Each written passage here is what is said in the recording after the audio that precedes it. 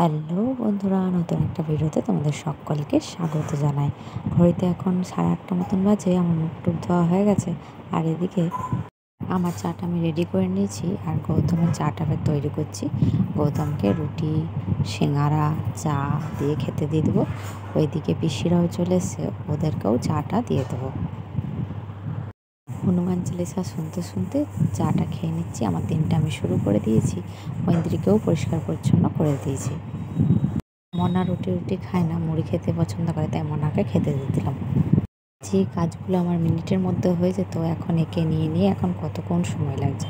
আর এ তো ভাবছে আমি কত সুন্দর চলছি নিজেই, কি ফেলবো কি ধরবো সেসবই চেষ্টা করছে। তারপর বিছানাপত্র বাগিয়ে নিয়েছি। ওইদিকে গৌতমকেও শরবত দিয়ে দিয়েছি এখন। আর এদিকে জামা কাপড় কয়েকটা আছে বাগাবো। এদিকে পিসি রান্নাঘরে রান্না করতে শুরু করে দিয়েছে।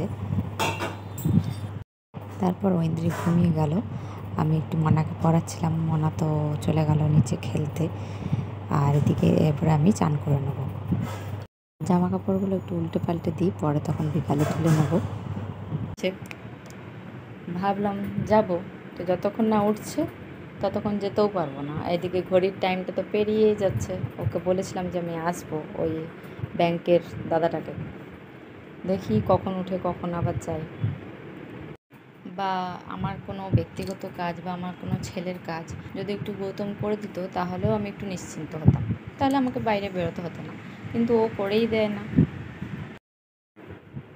কিছু কিছু মানুষ পরিবারে থেকে মানে থাকা আর না থাকা একদম সমান, কোনো মনেই হয় না যে ওকে আমার দরকার বলে। মানে থাকা না থাকা সমান, বুঝতে পেরেছ?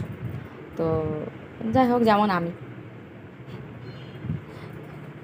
মিথ্যাই বললাম, কারণ আমার একটা দিন শরীর খারাপ হলেও আমি একটা দিন শুয়ে থাকার আমার জোর নেই, ঠিক আছে? তো এখন আমি ভেবেছিলাম স্নান টান করে রেডি হয়ে এটিএম কার্ডটা একটু খারাপ হয়েছে, বাগাতে যাব। তো এদিকে আজকে রান্না হয়েছে ছানা বড়া, পটল আলু দিয়ে একটা ঝোল, যেটা মা করে রেখেছে। আর এদিকে পিসি করেছে ডাঁটা আলু বেগুন দিয়ে একটা তরকারি, আর আলু পোস্ত,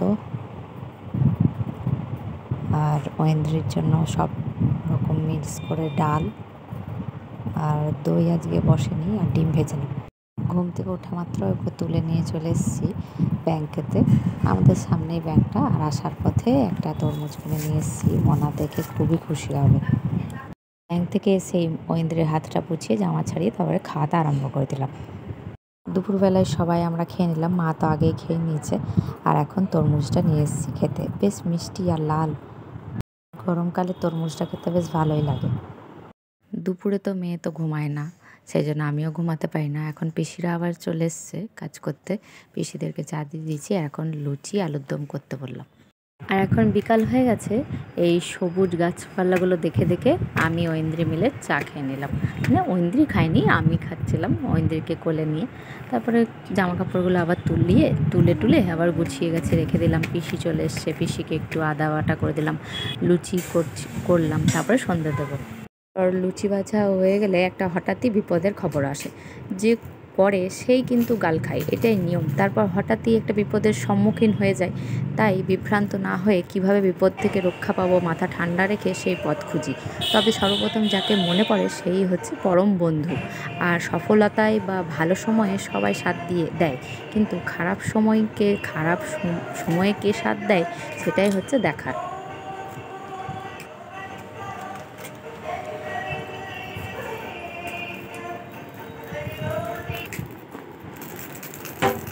চলো, আজকের মতো ভিডিওটা এই পর্যন্তই। দেখাবে নতুন একটা ভিডিও নিয়ে। তোমরা এখন যারা সাবস্ক্রাইব করোনি, ফলো করোনি, অবশ্যই করে দিও। টাটা।